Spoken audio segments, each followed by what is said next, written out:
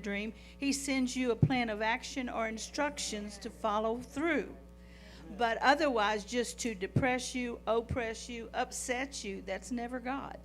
So that's one of the criteria to know whether that dream came from you or God. And you think, well, I could never come up with that scenario. That couldn't have been from my imagination. Oh, yes, it could. We're made in the image of God, y'all. We're very creative. And if you get involved enough and impacted enough by something that is impacting you, something you've seen, something you've heard, something you've worried about, can make the most detailed scenario. I mean, have you ever woken up from a dream and laid there and tried to fix it?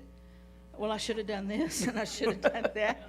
That's how intricate dreams can be, and that's how involved you are. And that's why one of my stresses this year, one of my emphasis this year, was to get past the impact of the experience, whether it's a dream or a vision, that there's an impact with it. Like, you wake up, you can't breathe. You wake up, you can't remember when you fell asleep or why you're there.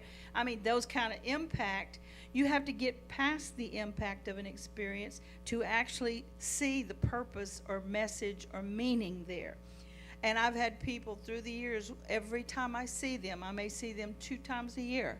Every time I see them, they'll come tell me this same experience. Finally, I'll say, I remember that. And it's like, Lord, how do I urge them to get past just recalling the impact to find out why they had that experience? Because there's the equipping that comes with dreams. There's the value of dreams is because of their purpose or their meaning.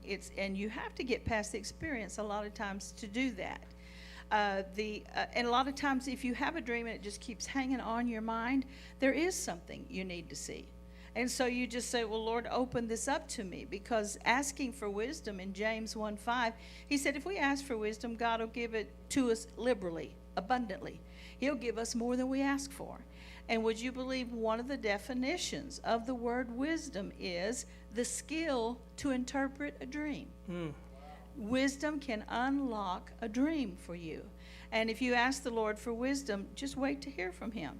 And you might be surprised how he gets you information, but he will give you the wisdom you need and open it up, especially if it's meaningful.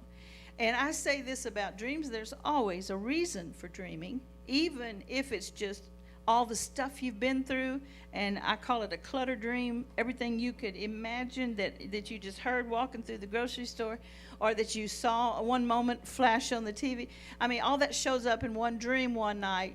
I think we talked about it at camp. I said, it's those kind of dreams where your grandma comes riding on a reindeer amongst, you're trying to sweep out the back porch, this type of thing. Those dreams, even though they're just a cluttered mess with no message, they still have a reason. The reason is you're literally cleaning out the brain like the computer cleans out to reset. Wow. And doctors tell you dreaming is an overnight reset. And the word dream in Hebrew means restore to health. There's a healing factor in being able to dream. Wow. So you always have a reason for dreaming, but significant dreams have some import, some message. One of our friends here during the conference gave us an example of a recurring dream. If you've got a dream that you're having over and over, or a same theme in a dream, or ever so often you have the exact same dream, that type of thing, there's always a meaning or a purpose for a recurring dream. It's either something processing through you that has to get to resolve. Like a good friend of mine was a missionary in China when her dad died in West Virginia. And for the next 2 years, she kept dreaming she'd stumble into a room and accidentally find her dad. And she would start apologizing to him that she couldn't get home for his funeral. And see, what she was doing was processing the guilt she felt for not being there for her family at such a time. But after 2 years, in the last dream, her dad said, Donna, don't apologize to me. It was my time to go. Wow. And she never dreamed it. It processed out to where the guilt wasn't there. So that can happen in a recurring dream. The kind that Terry mentioned was a recurring dream where the same thing keeps happening. Either, his was he's got to go do a ministry, but he's never dressed right. And that frustration of, I can't do this. I don't have on the right clothing. I can't do this. And or this is the kind of dream, for some reason you just get up and go to work with the towel around you from the shower. You didn't get dressed. You're sitting there at your desk thinking, I don't know why I didn't get dressed. Or the kind of dream where you're trying to go to school and you can't find your homework again. Or I've dreamed several times in the years that I couldn't find my classroom again. And so it's like those things of that sense of something's not right. I'm inadequate in some area. I'm not prepared for something. Those kind of things come in recurring dreams until it gets resolved. And I thought Terry's was an awesome resolve. And the last time he dreamed it, he went anyway and ministered, and it was awesomely anointed. That was God's way of settling that in him. It doesn't matter what your inadequacies are. I'm God, and I'll make up the difference. Wow. So these kind of, if it's a recurring concern, there's an answer or a meaning and a point of resolve. So these are the healing aspects of dreams.